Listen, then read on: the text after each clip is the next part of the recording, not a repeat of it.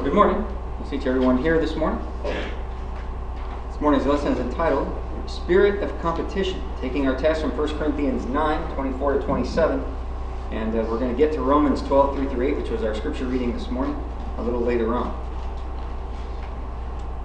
You know, if we consider competition, some love it, they thrive on it, can't get enough of it, while others despise it and languish from it. This is kind of intended to be kind of a follow-up from last week's Sunday morning's lesson when we talked about the different abilities and talents that we might have that we ought to be using.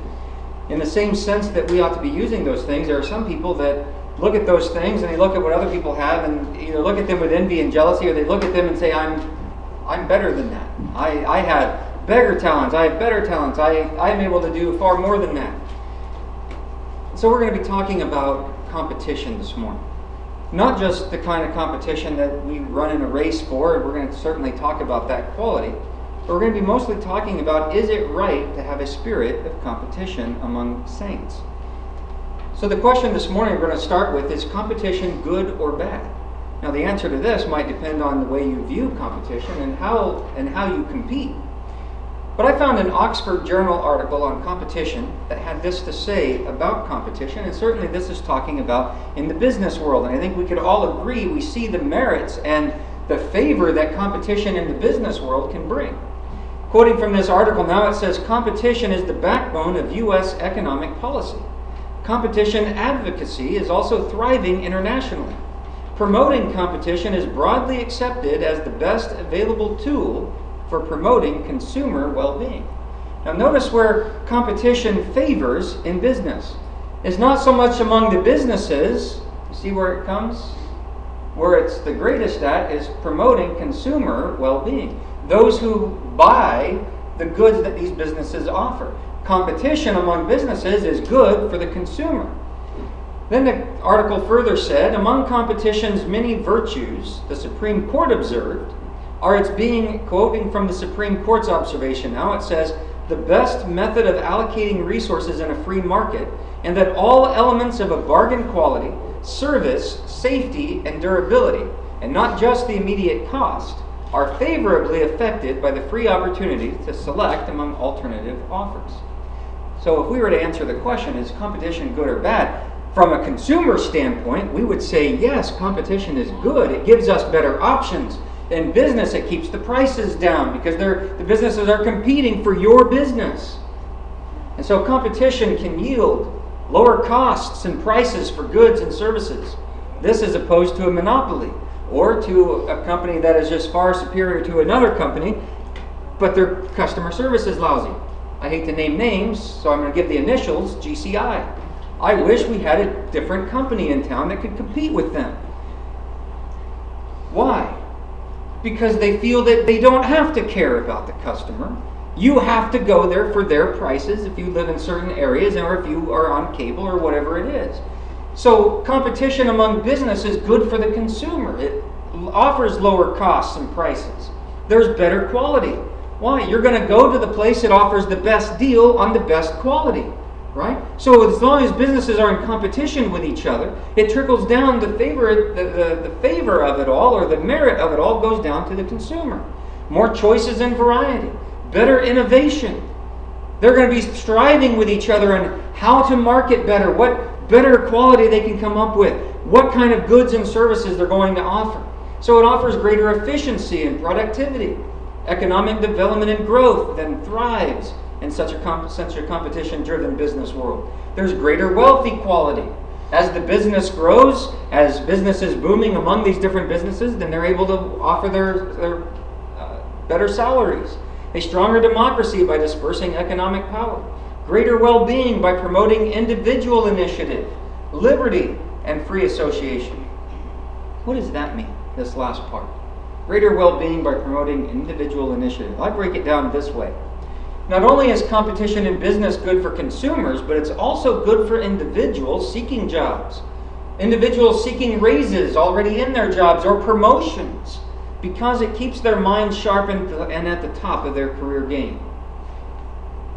I remember competing several times for a supervisor position. I'll tell you that type of competition, when you are facing other candidates that might be better suited or even better qualified, but you have better experience, or whatever, vice versa, whatever it is, it keeps you sharp, especially when you have to know your business inside and out in order to get ahead. And so you might not get it the first or second try. You might not get it the third, but the more you compete with others to get ahead in that career, it's going to keep you at the top of your game. And you're going to know everything there is to know about that business and how to get ahead. It's good for individuals seeking jobs. You're also facing, as you go to a job interview, you're facing other people, facing off against other people that they may not have the qualifications you do, but maybe they give a better interview than you do. There's all kinds of things that go into seeking for a job, and it keeps you sharp. It makes you further to better yourself. You're constantly growing. And competition is good for people physically. Obviously, when we talk about a physical competition, whether it's a sport or some kind of event, that keeps one physically and mentally as it pushes them to grow, to be better fit, to better themselves in whatever that way is. Competition is also good that we teach our children to compete from a young age. From a young age, children are learning to compete with others. And it's a good opportunity to teach them to be good at what they do. God tells us that what we put our hands to do, we need to do it mightily for the Lord. This is a great opportunity when we teach our kids, if you're going to go into any type of competition or play any type of sport, be the best at it that you can be. But on the adverse side of that, we also need to teach them to be gracious winners and losers. Because not everybody wins all the time. So we teach them good sportsmanship, how to be a gracious winner, not to gloat and boast and dance around making everyone else feel bad that they didn't win. And when they lose, not to make the winner feel bad or make a scene, but be happy for the person that won.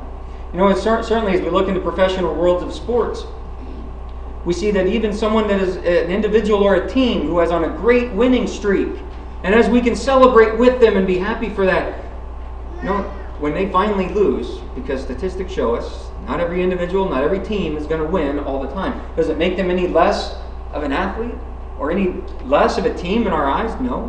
But how they handle that loss might affect the way we look at them. Are they showboats? Do they throw a tantrum on the field when they lose? It starts in the home, where we teach our children to know how to win and to know how to lose. But despite all the good that can come from competition, there is an ugly side to it. There is a dark side to competition. That is, businesses will often resort to stealing other businesses' products or poach their employees, or worse. There are all manner of things that happen in businesses that, because of competition, the things that go on. Individuals climbing the corporate ladder or trying to get ahead in their profession, whatever it might be, might cheat or steal or hurt others to get to the top rung. Athletes, we see this all the time in this professional sport world. Athletes cheat in some form or another. It seems to be in the last several decades, performance-enhancing drugs seem to be the way that they cheat. It's in the news still right now. The famous athlete that was right before a U.S. tennis open somewhere, Maria Sharapova, tested positive for performance-enhancing drugs. And many of her endorsers have left her, even though the investigation is still ongoing. It's in the news all the time about professional athletes feel the need to cheat to stay ahead. Athletes, young and old, throw tantrums or break down when they lose. They throw unsportsmanlike behavior. This is especially sad when you see it in professional sports, because many young people hold those sports athletes as role models. And when they see them break down and throw a tantrum on the field, then they do it too. Well, if the professional sports guy can do it, then I can do it. Individuals sometimes adopt a perpetual competitive spirit and look down on others. They compare themselves with others, and it leads to jealousy, envy, and strife. This perpetual competitive spirit. I had a friend once that seemed to be competitive in everything. And it wasn't always in a bad way, but things that did not matter to me. You know, we were leaving our house to go to the car to go somewhere with my mom. And he'd say, "Race you to the car." Why? And he'd take off. And then when I took my sweet time getting there, he's like, "I beat you in your face." Okay. So you beat the car. I still said shotgun. I'm still sitting in the front. So you could race all you want. But Then it was, how fast can you turn in a songbook? I can beat you to the number the song leader called me. So, I don't care. And it went with this guy all the way into the workforce. I could do this better than anybody. I could do this, I can do that. And he just wanted to race everybody. That individual ended up joining the Marine Corps, and I think it was the best thing for him. One time when he came back, after having gone to boot camp and then actually serving at a base, and I finally met up with him years and years later, he was telling me how in his squadron, he was the guy that could take the most punches to his gut. I was like, good for you. I could jump down and do the most push-ups on demand. And I said, you know what? This guy needed to be in boot camp. That was the place for a guy like that to be, because he was going to be a drill sergeant's dream. He was going to be the best at anything and everything that the guy told him to do, and he could be challenged. But then there's people that are not so outward about it, but inwardly they're like, I'm better than everybody else. I can do this better. I can do that better. And they compare themselves to people constantly. And so here's the question that we're going to be looking at this morning. Should saints have a competitive spirit? And what does God say about competition? What does God say about competition? We're going to look at this question first. In Proverbs 27, verse 17. In Proverbs 27, verse 17, we often use this passage in dealing with studying with someone or studying on our own, especially when we have a one-on-one study with somebody.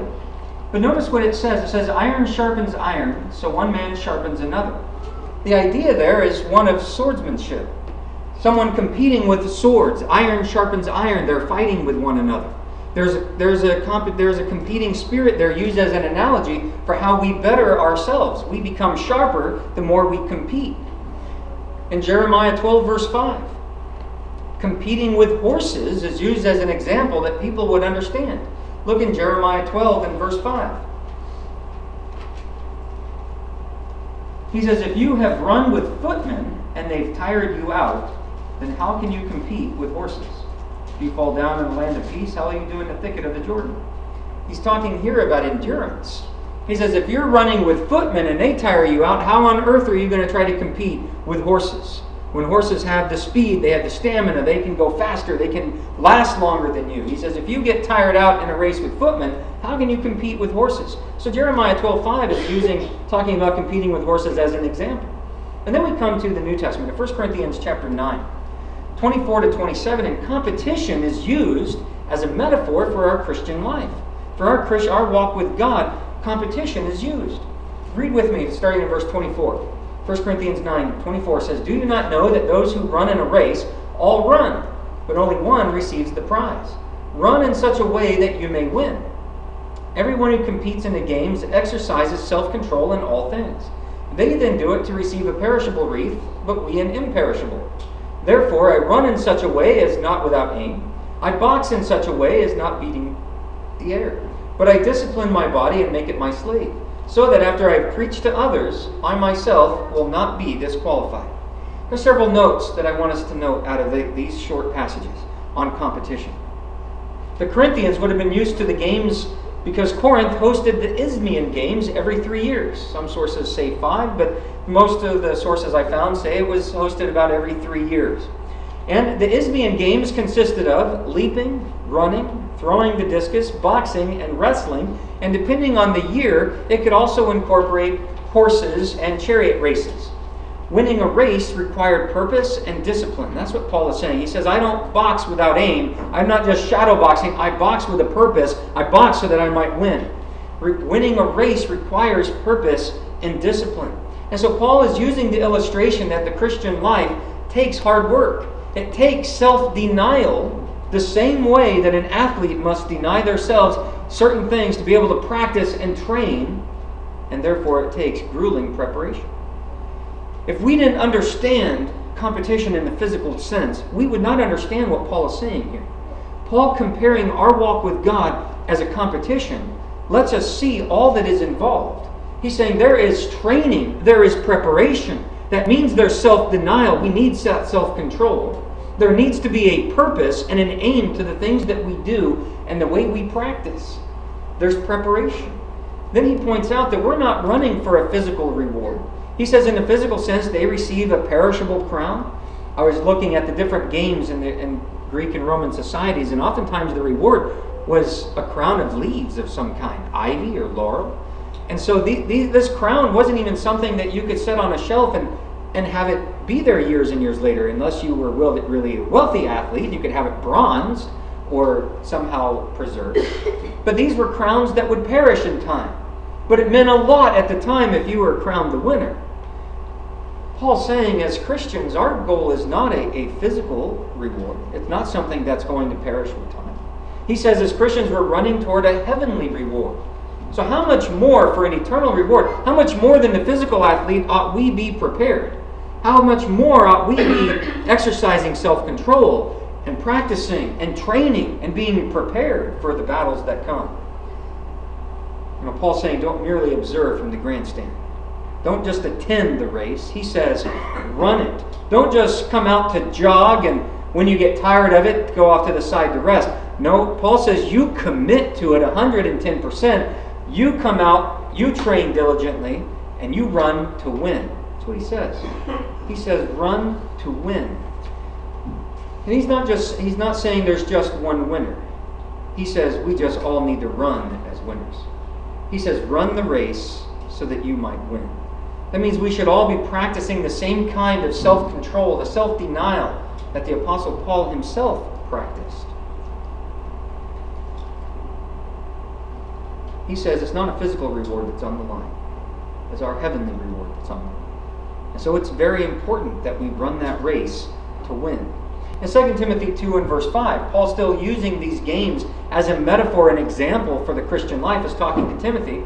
In 2 Timothy 2 and verse 5, he says, also if anyone competes as an athlete, he does not win the prize unless he competes according to the rules. Paul's using this metaphor. He says, be a soldier. A soldier is pleasing the one that enlisted him. He says, run as an athlete. Then he talks about being a hardworking farmer. He uses these three analogies to show that the Christian life requires dedication. It requires loyalty. But coupling this with 1 Corinthians 9, 24 to 27, he says, if anyone competes as an athlete, he does not win the prize unless he competes according to the rules. Then in verse 7, after using these three examples, he says, consider what I say, for the Lord will give you understanding in everything. Notice what he's saying. There are rules for the conduct of our life as Christians, the same as there are rules in any competition in a physical sense. There are rules that must be met. In today's times, where they have to say you can't even take certain drugs that might be considered performance enhancing, that's a rule. When an athlete breaks that rule, they forfeit their winnings. They forfeit their trophy. Sometimes they backlog and remove all the trophies that athlete might have won. If you don't compete according to the rules in the physical sense, a lot is on the line. Your reputation as an athlete, your statistics as far as your wins and losses are on the line if you don't compete according to the rules. When we apply that to the spiritual sense, notice what Paul is saying. He's talking about this competition. We're in a race for our lives against not just life for other people. We're in a race of endurance. We're trying to outrun the obstacles that Satan keeps throwing in our path. We're in a race to get to the finish line without falling away to the wayside. That's the race that we're in, and our heavenly reward is on the line. He says we need to compete according to the rules. Our Christian conduct, in the same sense as in the physical, there are rules to our life as Christians. There's rules to our conduct and our example, and we need to heed them in our race to win. Christianity requires the same preparation and determination that any athlete must have in order to win a physical race. In Hebrews chapter 12, 1 to 2, we're told that to win this race requires self-discipline, to set aside the encumbrances and sin that easily entangle us. He says, therefore, since we have so great a cloud of witnesses surrounding us, all the way through chapter 11, he says, let us also lay aside every encumbrance and the sin which so easily entangles us, and let us run with endurance the race that is set before us, fixing our eyes on Jesus, the author and perfecter of faith, who for the joy set before him endured the cross, despising the shame, and has sat down at the right hand of the throne of God. Here he's taking something in a physical format, something that we can understand as the races in a physical sense. He's applying it to the spiritual, saying, your Christian life is a race. And you need to take off those things that encumber you so that you can run with endurance. Get away from those things that entangle you, that will keep you in the world, that you can run with endurance. And he says, if you need help, fix your eyes on Jesus. Look at all the obstacles he had to overcome, all the things he had to face in front of him. And he didn't let them drag him down. And he knew what they were ahead of time. If there was ever a time a man could be bogged down with knowledge, it was Jesus Christ, knowing what was going to befall him. And yet he did it. Even in the night in which he was betrayed, had been praying in the garden, Father, if it be your will, let this cup pass from me. But if not, your will be done, not mine. He despised the shame. That means it didn't matter what man did to him. He was highly exalted by God through his obedience. And so verse 3 tells us he did it so that we would not grow weary and lose heart. He completed the race set before him. That's what the Hebrew writer is saying here. He says, we as these runners in this race for life, for an eternal reward, we need to be able to set aside those encumbrances. We need to set aside the sin that easily entangles us. And that might require some agility, leaping and getting out of the way of the obstacles. He says that's why we need to shed those things that will cumber us and keep us down. When I look at those encumbrances, because it's different from the sin, I look at those encumbrances as the things of the world that we just want to hold on to. And he says you need to be able to let go so that you might run that race with endurance. Now, the scriptures say there's nothing wrong with a little good, honest competition. Nowhere in there does he say, these metaphors that I'm using physically, don't worry about them, they're not right. No, he's using these metaphors to show that in the same sense we can see an athlete prepare, as Christians we need to prepare. So the scriptures say there's nothing wrong with a little good, honest competition. And even compares our walk with God to competing according to the rules. However, the second part of this question is, what does God say about a constant spirit of competition? What does God say about a constant spirit of competition? This is that competition that we have with other people, whether they know they're competing against us or not. This is that spirit of competition that we think everything is a race with someone else, even if they don't know that they're playing. And so what rules are we going to be competing against? We end up making up our own rules, and we hold other people to those rules, whether they know it or not. In Matthew 18, 1-4. In Matthew 18, 1-4. There was a question raised to Jesus in this sense. Matthew 18, starting in verse 1. It says, at that time the disciples came to Jesus and said, who then is greatest in the kingdom of heaven? And he called the child to himself and set him before them. I want you to imagine, here are his disciples, and they ask a very strange question to Jesus. Who is the greatest in the kingdom? Why do you think that would matter? Because as human beings, we often want to know who is the best. As human beings, sometimes we're in competition with one another. Who's the best disciple?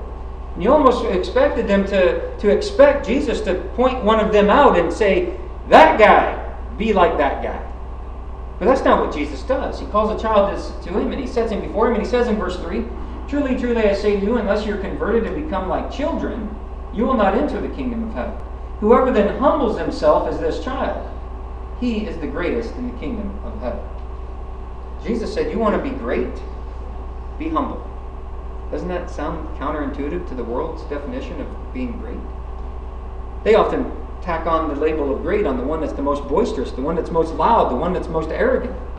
Well, he's really great. He's something. Jesus says if you want to be great in the kingdom, again, he's talking about in the kingdom. He's talking about spiritual things.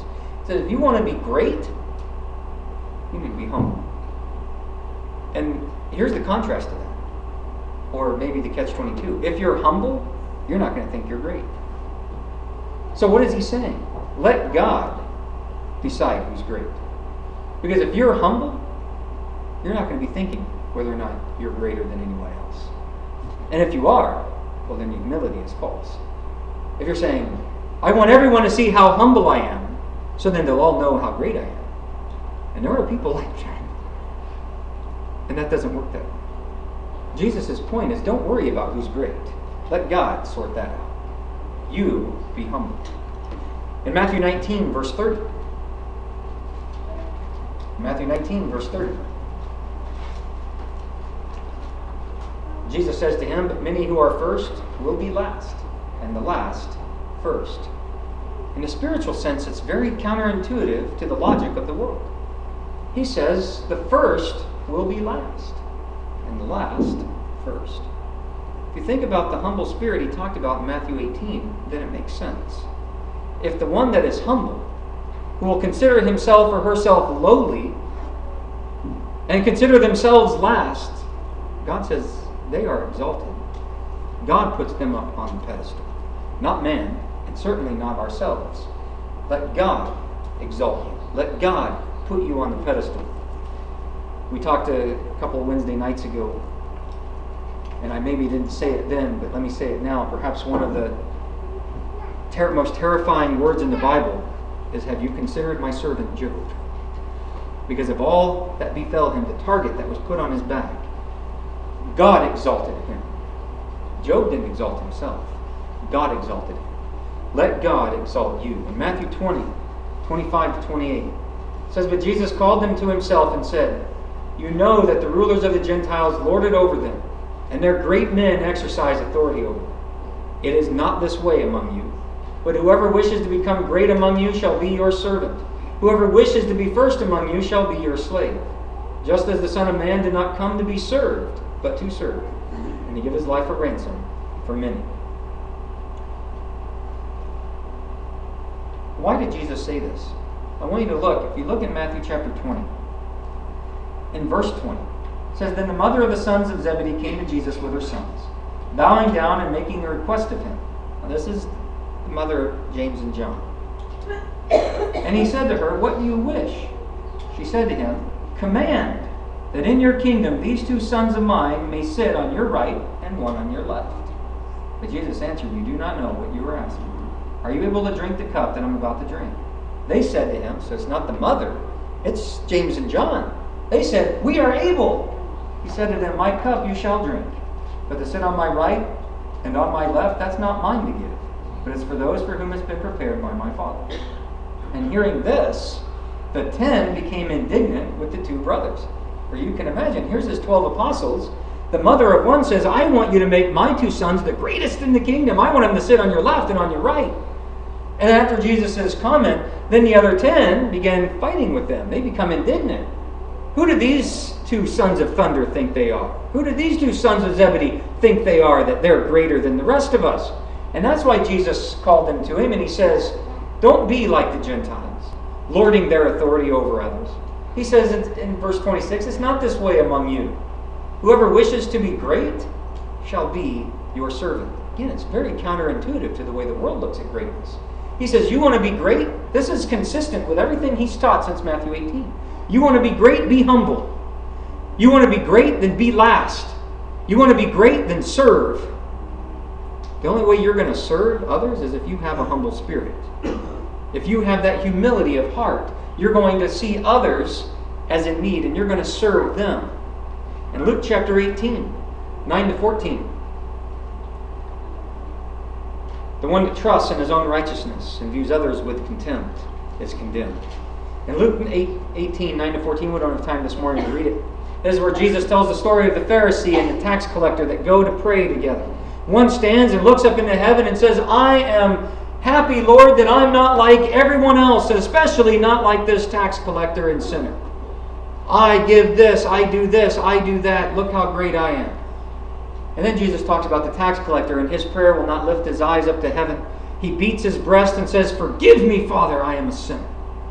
And he says, he goes away commended by God. The one that goes away with humility, the one that would not even raise his eyes to heaven, walked away more justified than the man that didn't confess any sin, but only looked at everyone else with contempt and said, I'm better than all of them, and I thank you, Lord, for that.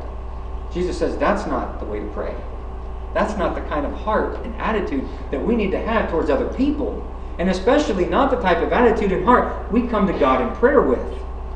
I thank you, Lord, that I'm not like everyone else around me. All publicans and sinners are tax collectors. But the tax collector beating his breast saying, Lord, forgive me, a sinner. In Romans chapter 2 and verse 11, we're told that God shows no partiality. And so, why do we need to feel the compulsion to compete against everyone? What does it mean by God does not show partiality? I want you to think about that. Of what Jesus just said, that in order to be great, you need to be humble. In order to be great, you need to be last. In order to be great, you need to serve. Sometimes we get in our head maybe that we are better than certain people, and that we are the greatest among our peers, or are the greatest at whatever it is that we might have and possess. On the day of judgment, God's not going to say, "Oh, you were the best song leader that we've ever had. You're going to go into heaven. You were the greatest at fill in the blank. You get to go into heaven." No, there's no partiality with God. He's not going to look at you and say, "You are so great and successful in life, you get to enter," as the world sees success. The no partiality with God is the one that is humble, the one that is obedient to His will, as we see in Matthew 7, verse 21. The one who does the will of my Father will enter into heaven. He doesn't show partiality as far as you're the best gender, or you're the best race, you're the best at this, you're the best at that. His judgment will be just on our merits. His judgment will be just on the way we've lived our lives. We're told in 2 Corinthians 5:10, as we stand before the judgment seat of Christ, we're going to be rewarded or recompensed for the deeds we've done in the body, good or bad. That is what the judgment's going to be on. It's not going to be on who we thought we were, or what we thought we were, or how good we thought we were at something. Or as in the Pharisees' case, regardless of anything that we might have done, just what we think we're better at than everyone else. God shows no partiality. In 1 Corinthians 1, 10 to 13, the Apostle Paul told the Corinthians they should not be divided over who is better. They were saying, I'm of Cephas or Peter. I'm of Apollos. I'm of Paul. Paul says, stop the fighting.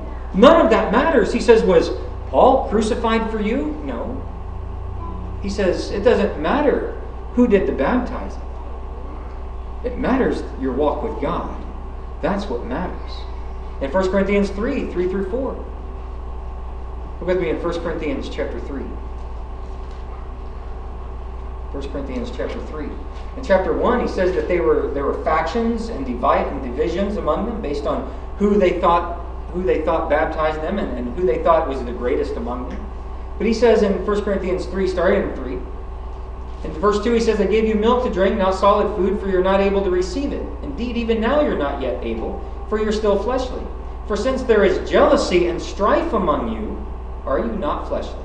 And are you not walking like mere men? For when one says, I'm of Paul, and another, I'm of Apollos, are you not mere men?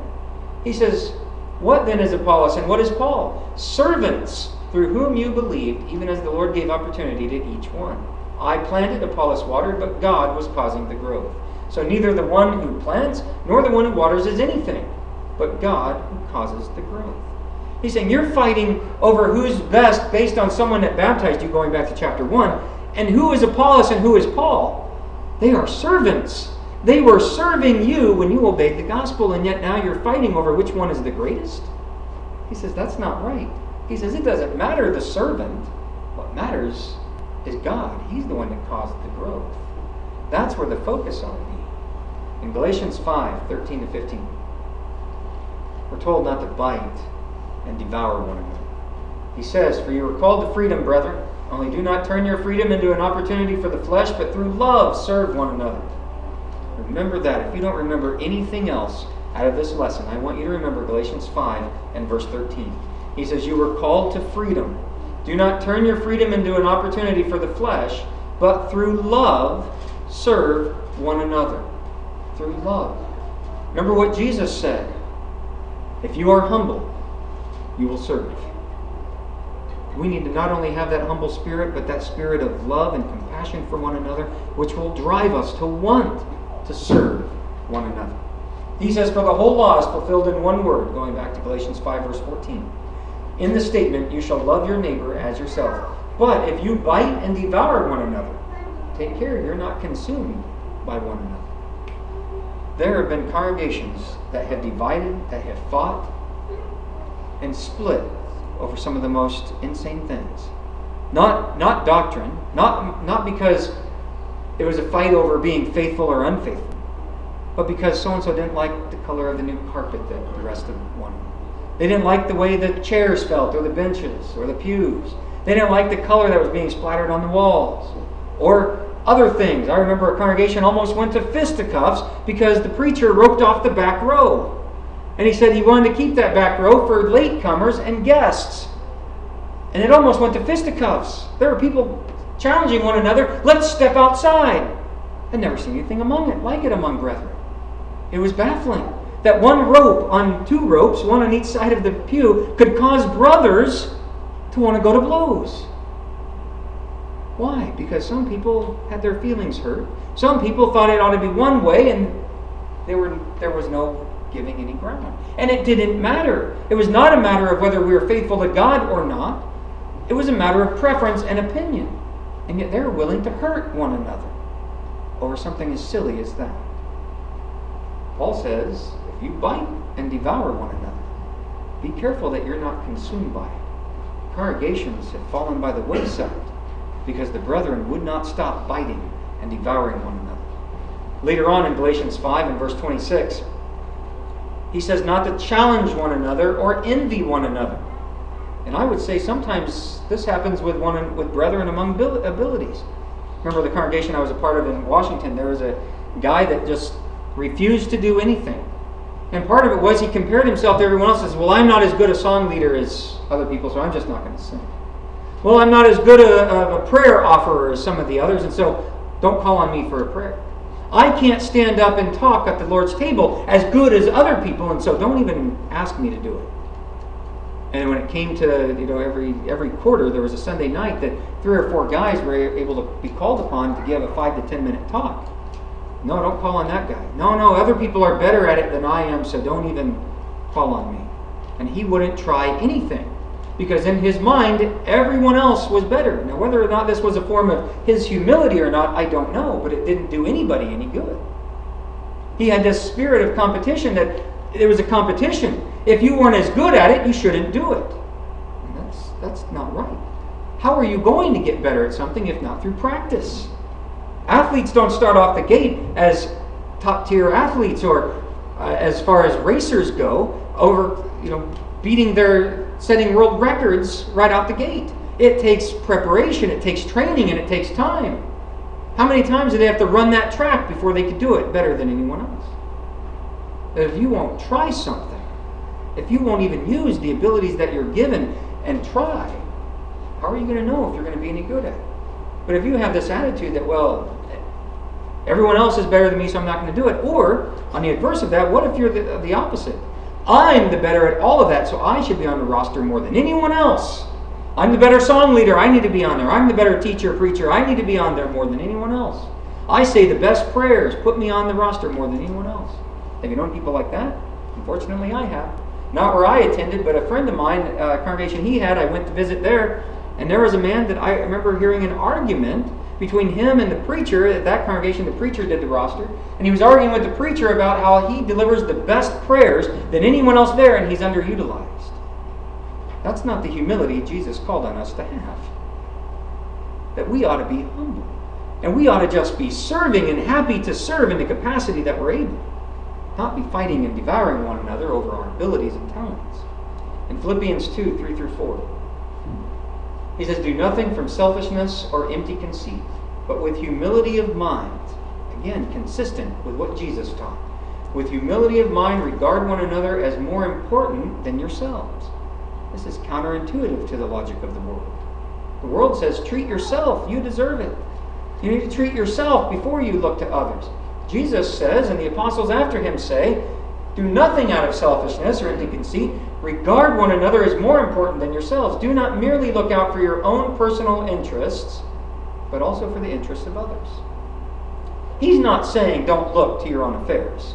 He's saying do not merely look out for your own affairs. He says you need to be able to look out above and beyond yourself and see the needs and the wants of others and the interests of others. And you need to be able to look at that and see that. We need to not do things out of rivalry. We need to not think we're better than other people. In James chapter 3, 14 to 16, this is an important passage. I ask you to turn there with me. In James chapter 3, starting in verse 14. James 3, starting in verse 14. He says, "But if you have bitter jealousy and selfish ambition in your heart, do not be arrogant and so lie against the truth. This wisdom is not that which comes from above, but is earthly, natural, demonic. For where jealousy and selfish ambition exist, there is disorder and every evil thing." Remember we read that passage in Galatians 5 where he says, if you bite and devour one another, be careful you're not consumed by it. James says, where jealousy and envy and selfish ambition exist, there is every evil thing. Why? Because we end up adopting the attitude that it's my way or the highway. Heard that old adage or that phrase? It's an old adage because people have not outgrown it. That attitude is still in people all over the world. And unfortunately, it exists among brethren. It's my way or the highway, like in the case of the congregation I mentioned in California, where they wanted to rope off these pews, and they had a good intention. Maybe they should have called a meeting and all agreed on it, but it didn't mean that they had to go to fisticuffs. It didn't mean their brother against brother should say, let's go outside and have it out. What was that going to prove? That's not the kind of competition that we need to be having. Jealousy and selfish ambition cause every evil thing. Webster's defined selfish ambition as a desire to put oneself forward, a partisan and factious spirit that does not disdain low arts. And he's not talking about arts as in the arts that schools teach.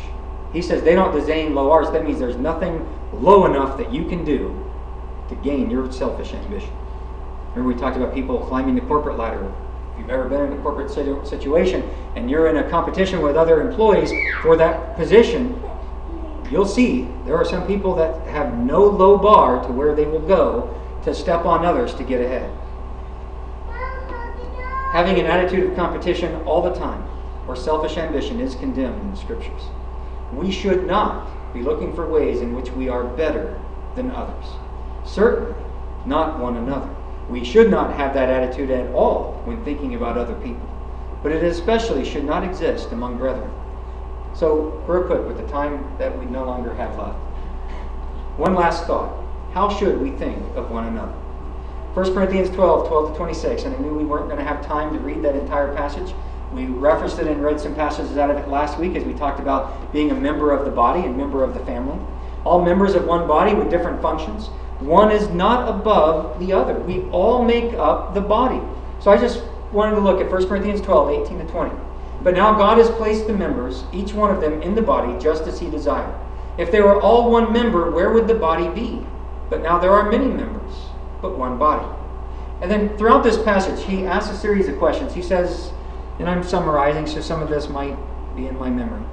But he says the eye can't say to the foot, I want to be the foot. The foot can't say to the eye, I want to be the eye. And vice versa. The hand can't say this and the brain can't say this. Your body parts don't envy one another. They don't in the physical world. We shouldn't in the spiritual world. Why? Because every part makes up the whole. Every part has a function that otherwise the whole would not be. He says if this were the case, if you go to 1 Corinthians chapter 12, he says if this were the case, then you wouldn't be a body.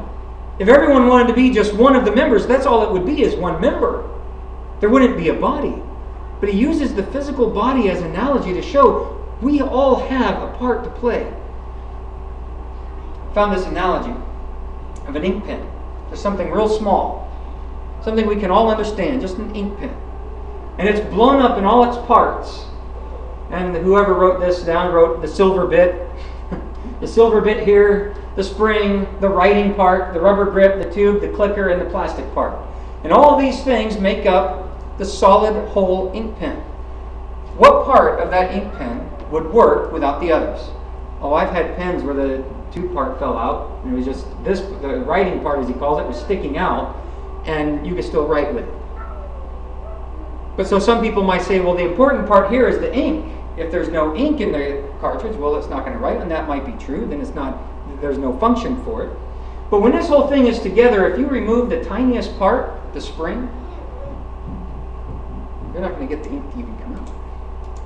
You need the spring, right? Some people want to be the ink. Some people want to be the clicker. Some people are the spring, and they are valued as much or more than any of the other parts. Because without that little tiny piece, the ballpoint pen does not work. It will not function in the way it's intended and designed. The same with our bodies. The smallest part, without it, the whole would not function the way it was intended. Even the tiniest part, the spring, is needed for it to work right. And so, we're not to think more highly of ourselves than we ought. In Romans chapter 12, 3 through 8. In Romans chapter 12, 3 through 8. I want to thank Greg for the scripture reading this morning. And ask you to turn there with me again. Romans 12, starting in verse 3. He says, "For through the grace given to me, I say to everyone among you not to think more highly of himself than he ought to think, but to think so as to have sound judgment, as God has allotted to each a measure of faith. For just as we have many members in one body, and all the members do not have the same function, so we who are many are one body in Christ, and individually members of one another. Since we have gifts that differ according to the grace given to us, each of us is to exercise them accordingly. If prophecy, according to the proportion of his faith. If service, in his serving. Or he who teaches, in his teaching. Or he who exhorts, in his exhortation. He who gives with liberality. He who leads with diligence. He who shows mercy with cheerfulness."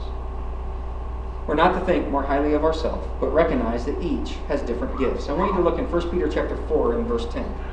I meant to include this passage in last week's lesson, and somehow it got left out of my outline. So I wanted to make sure to include it this morning. In 1 Peter chapter 4 and verse 10, it says, "As each one has received a special gift, employ it in serving one another as good stewards of the manifold grace of God." Do you see and understand what he's saying? All of this goes back to Matthew 18, when Jesus said, if you want to be great, you need to be humble. In Matthew 19, when he said the first will be last, the last will be first. In Matthew 20, he said, if you want to be great, serve. And then throughout, as we've looked at the Apostle Paul and the Hebrew writer talking about serving, and here Peter says, as each one has received a special gift, employ it in serving one another as good stewards of the manifold grace of God. Romans 14:19 says, pursue those things that build up, not tear down. In 1 Thessalonians 5:11, we looked at this last week, it says, build each other up. And in 1 Corinthians 13, 4 through 6, it says, love is not jealous or proud. It rejoices in the truth. So when we serve one another with love, that love ought to be true love. That love that doesn't seek an advantage. That love that does not seek a payback for things that we have done. But that servitude we give to one another out of the goodness and joy and cheerfulness in our heart because we love one another. In Ephesians 4:11-16, we looked at this last week too, that each of us has different talents.